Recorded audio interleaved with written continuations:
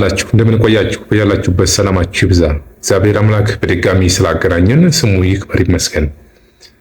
በዛሬው ቆይታችን በትናንትናው ዕለት የአላፍ ዝማሬን በተመለከተ የተወሰነ ሀሳብ ማጋራት ይታወቃልና ያንን መነሻ በማድረግም የተለያዩ ኮመንቶችን ሰጥተው አይቻለሁና ምናልባትም ልክ እኔንም እንደ ሀሳቡን ተቃራኒ አድርጌ እንድተረዳሁኝ አድርጎ ኮመንት ሰጡ እህቶችና ወንድሞችም አሉና በተለይ በወንድሞች ዘንድ ያየሁት ነገር እሱ ነው። እውነት ለመናገር የኖህ መርከብ ሚዲያ ቤተሰብ የሆናችሁ እህቶች ወንድሞች እስከዛሬ ድረስ ነው የመጣሁበትን መንገድ በደንብ ትረዱኛላችሁ ብዬ አምናለሁ። እኔ ማለት ለነጮች ወይም ደግሞ ለአዲስ ዓለም ስርዓት መሪዎች ነጭ ስላችሁ ሁሉንም ማለት አይደለም። ነጩም በተመሳሳይ ልክ እንደኛው ጀስት እንደ አፍሪካው ማለት ነው። እነሱም የአዲስ ዓለም ስርዓት አንዱ ሰለባ የሆኑ የሰው ልጆች ናቸውና ስለዚህ ሁሉንም አይወክልም ማለት ነው። ነጭ ሲል ሁሉንም ማለት አይደለም። በዋናነት ግን ሊደሮቹን ማለት ነው። ዛት ሚንስ ከሰይጣን ጋራ ቁርኝት ያላቸውን ማለቴን መሆኑን ትገነዘቡኛላችሁ ብዬ አምናለሁና አንዳንዴ ምንድነው የሚባል ነገር አለ። በሬህን ከሰረቀብህ ሌባ ጋር በሬህን ከፈለክ በሬህን አታገኘውም ነው አይደለ ብሂሉ።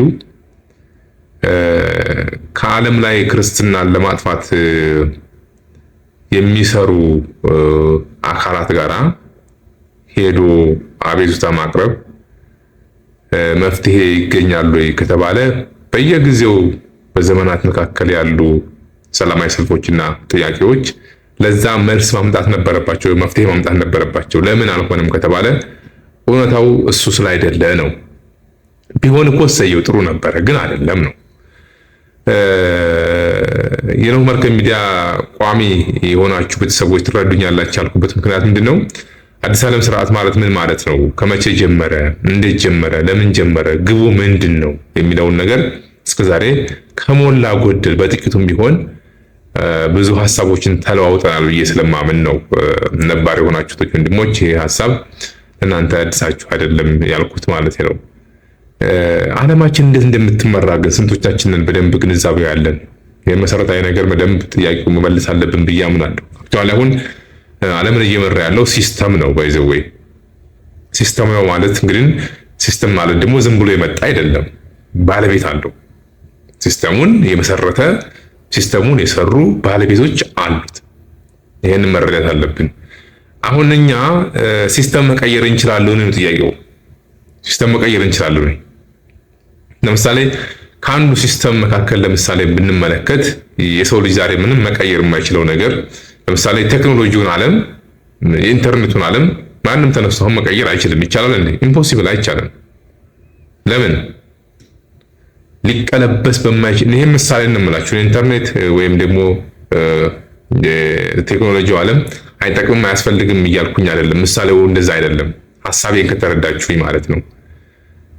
ስለዚህ አንዳንድ ጊዜ ነገሮችን ከስር መሰረታቸው ካልተመለከትናቸው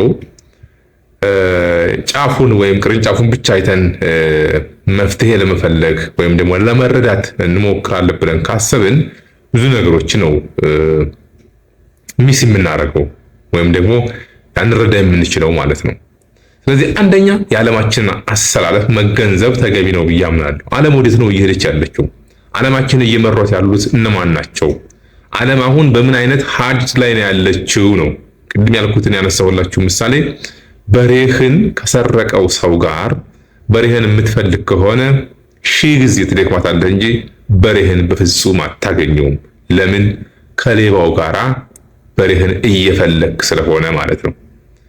ክርስትናን ለማጥፋት ከሚሰሩ አገራትና መሪዎች ጋር ሄደህ ክርስትናን አድኑልኝ፣ ሃይማኖቴን አድኑልኝ ብሎ መለመን አሁንም ቢሆን ለዚህ ለኛ አሁን ላለንበት ክስተት መፍትሄ አይሆንም ነው። ስለዚህ ወዴት ነው መሄድ ያለብን ነው? ዋናው ወዴት ነው ማመልከት ያለብን? ወደ እግዚአብሔር ነው። ይህንን ነው ደጋግሜ ስናገር የነበረው። ዓለማችንን በካፒታሊዝም እና በሶሻሊዝም ርዕዮተ ዓለም በሚመሩ መሪዎች ፊት ቀርቦ እነሱን ለኛ የሆነ ነገር እንዲያደርጉልን መለመን አታድርጉ ማለት አይደለም፣ አድርጉ፣ ምንም ጥርጥር የለውም። መጮህ ልክ ነው። መጮህ ልክ ነው ሴንስ እናንተ በተሰማችሁ ልክ ማለት ነው። ውስጣችሁ በነገራችሁ ልክ ያንን ነገር ማድረጉ ጥፋት ነው ብዬ አላምንም። ግን መፍትሄ አታገኙበትም ነው።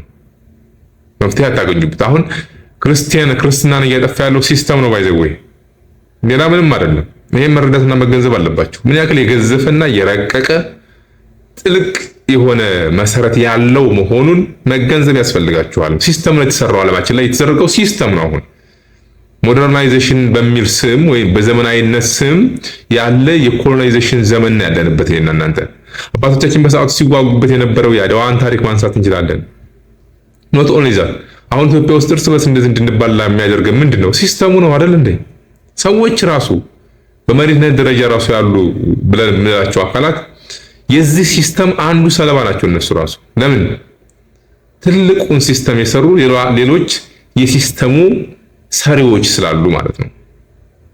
የሲስተሙ ሰሪዎች ስላሉ ማለት ነው። እንዴ ይሄን አታውቁም እንዴ? ሃይማኖት ማለት እኮ ለምሳሌ በሶሻሊዝም እና በካፒታሊዝም ርዕዮተ ዓለም ጨቋይ ተብሎ መደብ ተሰጥቶት የተፈረጀ ተቋም እኮ ነው። ስለዚህ አንተ ወይም እኔ ዛሬ ቻይና ወይም ደግሞ ሩሲያ ወይም የሆነ ሰንበዴ አገልጋይ ሄደህ የኮሚኒስት ሀገር ወይም ደግሞ የሶሻሊዝም ሀገር በዛሬው ዓለም ላይ የሚመራ ሀገር ሄደህ ስለ ሃይማኖት ብትጮህ ማን ሊሰማ ይችላል? ለምን? ሃይማኖት ጨቋኝ መደብ ነው ተብሎ የተፈረጀ ድርጅት ወይም ብለው ነው የሚያስቡት እነሱ። ለኛ ድርጅት አይደለም፣ የህይወት መንገድ ነው ለኛ። አንዳንድ መሰረታዊ ነገሩን ካልተረዳ ነው ለዛ ነገር መልስ በቀላሉ እናገኛለን ብሎ መልፋቱ ልክ መስሎ ስለማይታየኝ ነው። ካፒታሊዝም እንዴት ተመሰረተ? ሶሻሊዝም እንዴት መጣ? አዲስ ዓለም ስርዓት እንዴት ተመሰረተ? ከዚህ በፊት የተነሳኋቸው ሐሳቦች ናቸው። አንደኛ ዓለም ጦርነት እንዴት መጣ?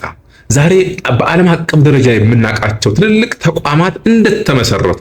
ሲስተም ማለት እነኛ ናቸው። በነገራችን ላይ ለምሳሌ አዲስ ዓለም ስርዓትን በዋናነት ሊድ ከሚያደርጉ ቅድም እንዳልኳችሁ ዓለምን እየመራ ያለው ሲስተም ነው ወይም ተቋም ነው፣ ግለሰቦች አይደሉም። ግለሰቦች የሆነ ሰዓት ላይ ስራ ሰሩ ወይም ደግሞ ሲስተሙን ተከሉት። ከዛ በኋላ አንተ የሲስተሙ ተገዢ ነህ ነው ባጭሩ። ለምሳሌ አንደኛ ዓለም ጦርነት ለምን ተመሰረተ በሚል ከዚህ በፊት የሰራሁት ቪዲዮ አለ። ሁለተኛ ዓለም ጦርነት ለምን ፈነዳ ወይም እንዴት ተከናወነ ሰርችበታለሁ ቪዲዮ። ወደፊት ማስፈላጊ ከሆነ እንሰራበታለን። በእነዚህ በሁለቱ ትልልቅ ዓለም አቀፍ ጦርነቶች አማካኝነት ደግሞ የመጡ ሲስተሞች አሉ፣ የተዘረጉ ዓለም አቀፍ ድርጅቶችና ተቋማት አሉ። ከነኛ መካከል ለምሳሌ ማንሳት እንችላለን። አንዱ የተባበሩት መንግስታት ድርጅት ነው። ሲስተም ምን ይሄንን ነው። የተባበሩት መንግስታት ድርጅት በመጀመሪያ በአንደኛ ዓለም ጦርነት ከተመሰረተ ወይም ሊግ ኦፍ ኔሽን ተብሎ ከተመሰረተ ወይም ደግሞ ከጸደቀ በኋላ በሁለተኛ ዓለም ጦርነት ምን ሆኖ መጣ? የተባበሩት መንግስታት ድርጅት ብሎ መጣ። የተባበሩት መንግስታት ድርጅት ሲመሰረት ዝም ብሎ አይመሰረትም። የራሱን የቻለ ዓለም አቀፍ ሀገራት፣ ሁሉም የዓለም ሀገራት ስምምነት የፈረሙበት ቻርተር አለ። ያ ቻርተር ብዙ አይነት ቻርተር ነው፣ ብዙ አይነት መርህ ነው። ከዛ መርህ ውጪ መሆን አትችልም። ሲስተም ነው የምልህ እንደዚህ ነው። እንደዚህ ነው የተመሰረተ። የዚህ ተቋም መስራቾች እነማን ናቸው ካላችሁኝ የአዲስ ዓለም ስርዓት መሪዎች ናቸው። በዚህ ቻርተራቸው ውስጥ ለምሳሌ እንደነ አይኤምኤፍ በገንዘቡ ደረጃ ብንሄድ፣ ለምሳሌ በፋይናንስ ደረጃ ብንሄድ እንደነ አይኤምኤፍ ማንሳት እንችላለን። ወርልድ ባንክን ማንሳት እንችላለን። በጤናው ብንሄድ ደብሊውኤችኦን ማንሳት እንችላለን። ወርልድ ኢኮኖሚ ፎረምን ማንሳት እንችላለን። እያንዳንዳቸው የአንድ ሀገር ተቋም አይደሉም፣ ዓለም አቀፍ ተቋማት ናቸው። እያንዳንዳቸው እንደ ምሳሌ ነው እየጠቀስናቸው ያላቸው። እነኚህ ሲስተም ማለት ይሄ ነው። ስለዚህ ይሄ ሲስተም ባለበት እኔና እናንተ ለምናነሳቸው ጥያቄዎች ሁሉ መልስ እናገኛለን ወይ? ከዚህ ሲስተም ነው። ለዛ ነው በሬህን ከሰረቀበት ሰው ጋር ሄደህ በሬህን የምትፈልግ ከሆነ አታገኘውም ነው። ለምሳሌ ባቫሪያ ውስጥ በ1776 እንደ አውሮፓውያን ዘመን አቆጣጠር አዳም ሻፍት የተባለው ኢሉሚናቲ አዲስ ዓለም ስርዓት ወይም የአዲስ ዓለም ስርዓት ዋናው ቁንጮ ተቋም ኢሉሚናቲ ተብሎ የሚታወቀው ነው። ሲመሰረት የመጀመሪያው አንድ ቁጥር ላይ የተቀመጠው በዓለም ላይ ዲስትራክሽን ኦፍ ክርስቲያኒቲ ነው፣ ክርስትናን ማጥፋት ነው። ስለዚህ አዳሞ ሻፍትን ካስቀመጠው ጎል ውጪ ያንን ረን እያደረጉ ያሉት የሱ ተተኪ ናቸው። አውሮፓን በለው አሜሪካን በለው ማንኛውም ዓለም በለው ስማቸው ነው የሚለያየው እንጂ ተመሳሳይ ናቸው ሁሉም በነገራችን ላይ። ስለዚህ እነሱ ጋር ሄደህ እንደዚህ ሆን ብትል ማንም አይሰማህም ነው። እንደማይሰሙን እኮ በተለያየ ጊዜ አይተናል አይደል? ዛሬ ሀገራችን ላይ ያለው ቀውስ መነሻው ከየት ነው? አሁን ዝም ብሎ እዚሁ እኛ ሀገር ዝም ብሎ የተፈጠረ ይመስላችኋል እንዴ? አይደለም፣ አሁን የመጣ አይደለም ማለት ይሄ ሁሌ የምናነሳው ሐሳብ ነው በነገራችን ላይ። ዛሬ እርስ በርሳችን እንዲህ እንድንባላ ምክንያት ይሆነን አልፎ ተርፎም እንደ ተቋም ለምሳሌ የኢትዮጵያ ኦርቶዶክስ ተዋሕዶ ቤተክርስቲያን በዚህ ደረጃ ለምንድነው ጥቃት የሚደርስባት? ሲስተሙ ነው የሚያጠቃት። እኛ ምናልባት ዛሬ እርስ በርስ ስንጋደል የሆነ አካል ሰንበዴ ገደለ ምናምን ብለን ስንሰማ እንደዛ ብለን ስም ልንሰጥ እንችላለን። አዎ እውነት ነው፣ ይሄን አንክድም። በቀጥታም ቢሆን በተዘዋዋሪ ሲስተሙን የሰሩት አካላት ከዛሬ 100-200 ዓመት በፊት ነው የሰሩት። ግን ያን ሲስተም እየተጠቀሙ ብዙዎች ጥቃት ያደርሳሉ። ዛሬ ከታገልንም ሲስተሙን ነው መታገል ያለብን። የተዘረጋውን ሲስተም ነው ዓለማችን ላይ የተዘረጋው ምድራችን ላይ የተዘረጋውን ሲስተም ነው መዋጋት ያለብን። እሱን ደግሞ መዋጋትና መቅረፍ እንችላለን ነው። በጣም ቻሌንጅ ያለው ጉዳይ ነው። ኦልሞስት ያ ሲባል ግን አይቻልም ማለት አይደለም። ማንን ይዞ?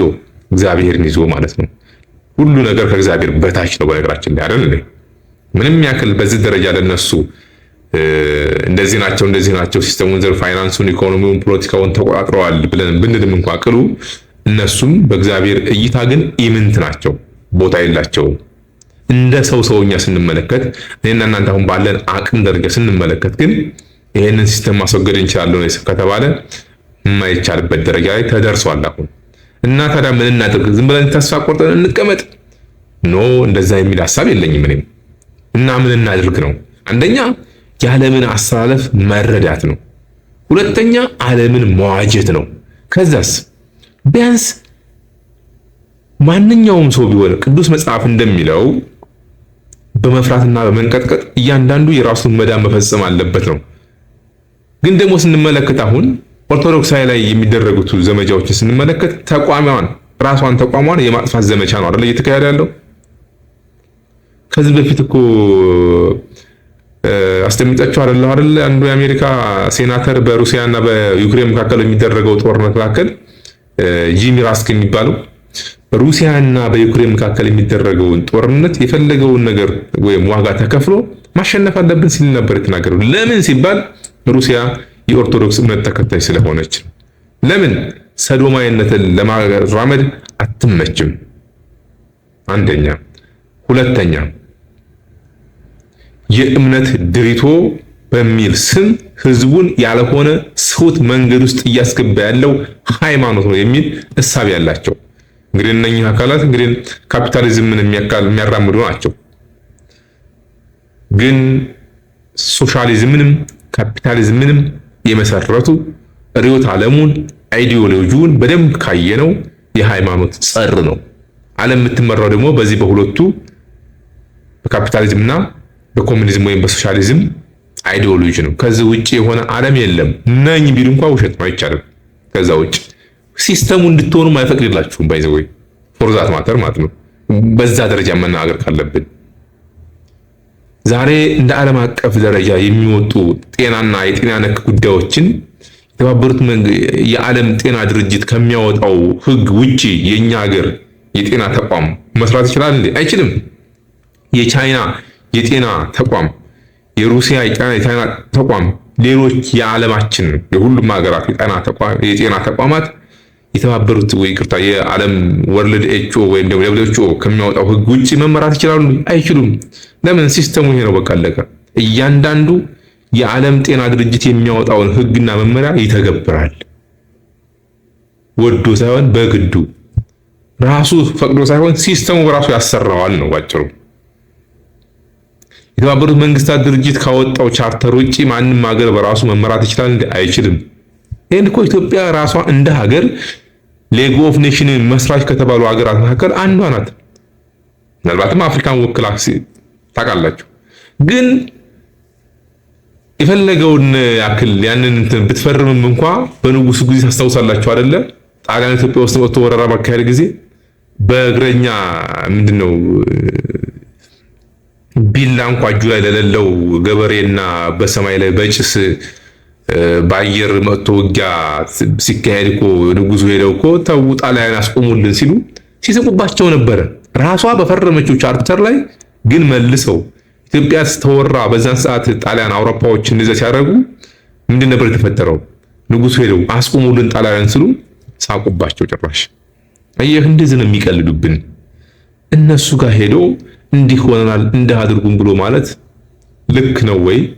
መሞከር ጥሩ ነው፣ ግን መልስ እናገኛለን ወይ? አብረን የምናየው ጉዳይ ይሆናል ነው። አብረን የምናየው ጉዳይ ነው የሚሆነው ወደፊት።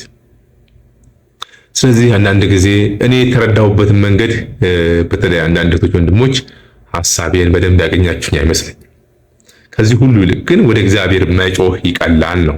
አሁን እኛ እኮ በነገራችን ላይ ከአዲስ ዓለም ስርዓት መሪዎችም ጸብነን ከእግዚአብሔርም ጸብነን ከሁለት ያጣነን ወይ ከዓለማዊ አልሆን እንደው አንዳንዴ እኮ ሆነን ለመናገር እኮ ወይ ሙሉ በቃ እንደው ጭልጥ ወደ ዓለም መግባት ይቻላል፣ ወይም ደግሞ ወደ እግዚአብሔር።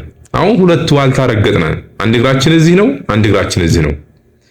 ስለዚህ የሆነ ነገር ሲፈጠር አንድ እግራችንን እያነሳን ወደ ዓለም፣ ይሄ ዓለማዊ ቦታ ላይ ደግሞ ጥቃት ይደርስብን ተነስተን ወደ እግዚአብሔር። እንደዛ ይባል ስርዓት አይሰራም።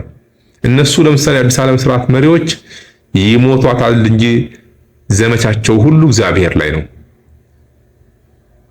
ቢሞቱ ስለ እግዚአብሔር ወይም አንድ እግራቸውን እግዚአብሔር ጋር ብለው እግዚአብሔር አለ ብለው ለአንድ ቀን እንኳን አስበው አያውቁም። አያምኑም። እነሱ ሲጀመር የቢግ ባንግ ቲዮሪ አራማጆች ናቸው እነሱ።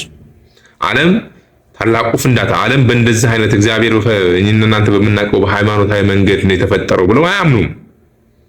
ስለዚህ ይገርመኛል አንዳንድ ጊዜ ሰው የመጣው ከዝንጀሮ ነው ብሎ ላስተማረ አካል ሄዶ እምነት የተነካብኝ ብሎ ማለት ምን የሚሉት ሞኝነት ነው ነው። ሲጀመር እኮ እኛ ከሰው አይደለም የመጣ ነው ብለው ወይም ደግሞ ከዝንጀሮ ነው የመጣችሁት ብለው እኮ በዳርዊን ቲዮሪ ባዮሎጂ ላይ ቁጭ ብለህ ተምረሽ ስለዚህ እንደ ዝንጀሮ እንኳን ክብር የማይሰጡን ሰዎች ጋር ሄዶ እንደዚህ ሁን ብሎ ማለት ልክ ነው ብዬ አላምንም። ምን በግሌ እውነት ነው። ብዙ ሰዎች ምናልባት እውነት ነው። ብዙ ጊዜ በተለይ ትልልቅ እዛ አውሮፓና አሜሪካን ሀገር ሎቢ የሚባል ነገር አለ አይደለ? ለተለያዩ ሴናተሮች ተጽዕኖ ፈጣሪ ላይ ባሉ ሰዎች ትንሽ ዳጎስ ያለ ዶላር ቦጨቅ አርጋችሁ ከሰጣችኋቸው ለገንዘቡ ሲሉ ሎቢ ሊያደርጉላችሁ ይችላሉ። ግን ለእናንተ ዓላማ ሰብአዊነት ተሰምቷቸው አንድም ነገር ሊያደርጉ አይችሉም። ይሄን ነው ሲጀመር ፈሪሃ እግዚአብሔር ቢኖራቸው፣ እምነት ቢኖራቸው፣ ሃይማኖት ቢኖራቸው፣ ሰዋዊነት ቢኖራቸው ኖሮ ያለምንም ሎቢ ለምን እኛ የምናውቀው እውነተኛው የሰው ልጅ ለሰው ልጅ የሚረራ ያለውን አካል የሐዋርያትን ታሪክ የቅዱሳንን ታሪክ እናነሳለን። ምንም ነገር ለሰው ሲያደርጉ ምንም ነገር ጠብቀው አይደለም። ክርስቶስን ከሐዋርያትን እኮ በዓለም ዞራችሁ አስተምሩ ሲላቸው እኮ ምንም ነገር እንዳትይዙ ነው የተባሉት አይደል እንዴ? ከማንም ምንም እንዳትቀበሉ ነው አይደል የተባሉት? ያ ሲባል ግን ምንም ነገር አያስፈልጋቸውም ማለት አይደለም። በሚያገለግሉበት ሰዓት በአንድም ቢሆን በሌላ መንገድ እግዚአብሔር እነሱን ይመግባል። አሜሪካን ዋይት ሃውስ ላይ ሆዳችሁ ብትጮሁ ማንም አይሰማችሁም። በግለሰብ ደረጃ ሴናተሮችን ተጽዕኖ ፈጣሪ የሚባሉ ሰዎችን ግን የሆነ ዶላር ሰጥታችሁ የተወሰነ በሰጧቸው ግን ሊጮሁላችሁ ይችላሉ። ያው ውሻ የሚጮኸው በበላበት ነው። ካላበላው ጥቅልል ብሎ ነው የሚተኛው፣ ሌባ ቢመጣ እንኳን ማለት ነው። እና ኢትዮጵያ ውስጥ የሚደረገውን ነገር ክርስትና ላይ የሚደርሰውን ነገር ስለጠፋቸው አይደለም፣ መጮህ አይፈልጉም። ለምን?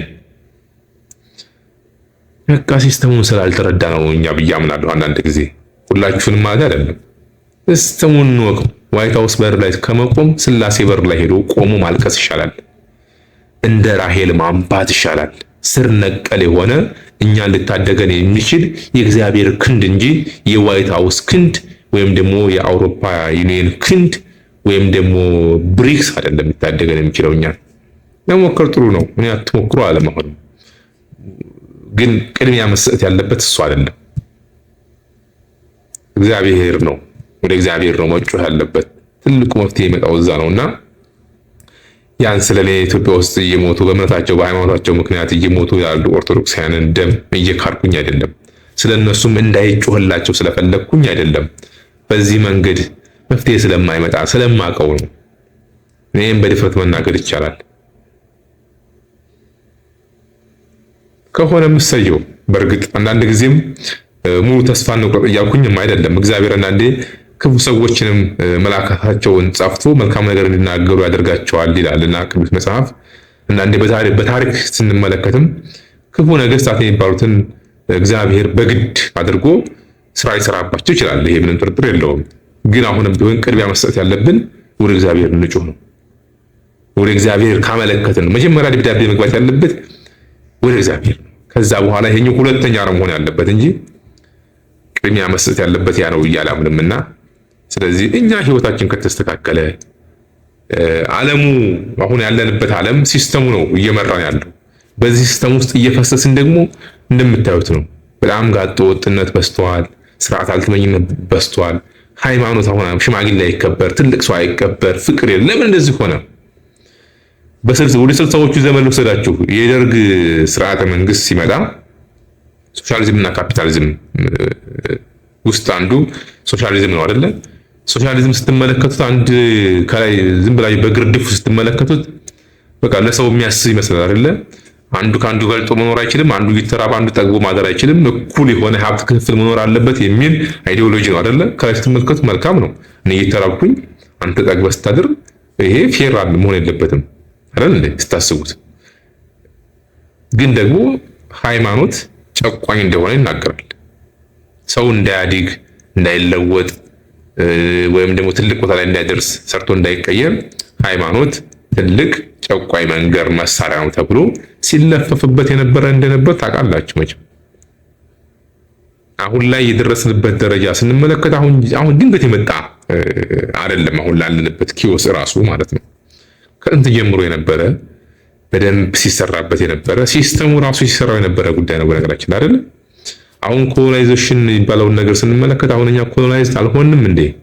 ጥያቄ ምልክት ውስጥ የሚገባ ጉዳይ ነው። ምናልባት ካላንደራችን ስላልተቀየረ ነው፣ ዘመንን ነው በራሳችን የምንቀይረው። ብዙ የተወሰኑ ነገሮች ልንጠቅስ እንችላለን። ግን እሱ ብቻ በቂ አይደለም። ኮሎናይዜሽን ማለት ምን ማለት ነው? ዛሬ ስንቱ ነው? ሰሞኑን እንኳን በቲክቶክ ብዙ እህቶች ወንድሞች ባለባበስ ምክንያት ተይዘው የነበሩ እህቶች ወንድሞች ታስታውሳላችሁ አይደለ? እነኛ ልጆች ይሄን አለባበስ ከየት አመጡት? ይሄ ኢትዮጵያውያን ባህል ነው እንዴ? ኮሎናይዜሽን ማለት እኮ ይሄ ነው። በተለያየ ማህበራዊ ላይ የምሰሟቸው ሁሉም እየወጣ የሚናገራቸው ነገሮች በቃም ከባህል ከእምነት ያፈነገጡ ነገሮች ከየት የመጡ ናቸው? አንዱ የኮሎናይዜሽን እኮ ውጤት እኮ ነው። ይሄ ማለት ግን የድሮውን የአድዋን ክብር የአባቶቻችንን ዋጋ እንክዳለን ማለት አይደለም። ግን እኛ እነሱ በሄዱበት መንገድ ነው ወየርን ያለነው አይደለም። እሱ ላይ ነው መሰመር ያለበት የሚል መልእክት ማሳለፍ ስለፈለኩ ነው። በቀጣይም እንደዚሁ አይነት ሐሳቦችን እያነሳን ቆይታ እናደርጋለን። ለዛሬ የነበረን ቆይታ ግን ይሄን ይመስላል። ፕሊስ አሁንም ደግሜ መናገር የምፈልገው ቅድሚያ ለእግዚአብሔር እንስጥ። ከዛ በኋላ ደግሞ እንደ ማንኛውም ሰው እንደ ዓለም ውስጥ እንደሚኖር አካል ሌሎች ተቋማት ብናሳውቅ ክፋት አለው ብዬ አልልም። መልስ ቢገኝም ባይገኝም ግን ያው እውነታውን መረዳት ግን ተገቢ ነው ብዬ ስላመንኩ ነው። ድጋሚ ያንተን ቻናል አላይም ያለ ሁሉ አለና እንግዲህ እኔም ብታዩም ባታዩም እጅም አንድ ሰው የሚጠቀምበትን ነገር ነው ላይ የሚችለው አይደለ? ይሄን እንደ ግለሰብ አይነት እንትን ማድረግ አለብን ብዬ አላምንምና እኔ ብታየኝም ባታየኝም የሚጎልብኝም የሚጨመርብኝ ነገርም የለም። ስለዚህ በዛ ደረጃ እንገንዘበውና አንዳንዴ ሎጂካል ሆነን ኢቭን ብንነጋገር ጥሩ ነው ብዬ አምናለሁ። ይሄን የምላችሁ ኮመንቱ ላይ የተሰጡ ሐሳቦች አንስቼ ለሚመለከታቸው ብቻ ነው እንጂ አብዛኞቻችሁ ወንድሞቼ ሐሳቤን ሸር እንደምታደርጉኝ አምናለሁኝና ስለዚህ በዚህ እንድንረዳው ለማለት ነው። በድጋሚ እስከምንገናኝ መልካም ቆይታ እንዲሆንላችሁ እመኛለሁኝ። ይቆየን።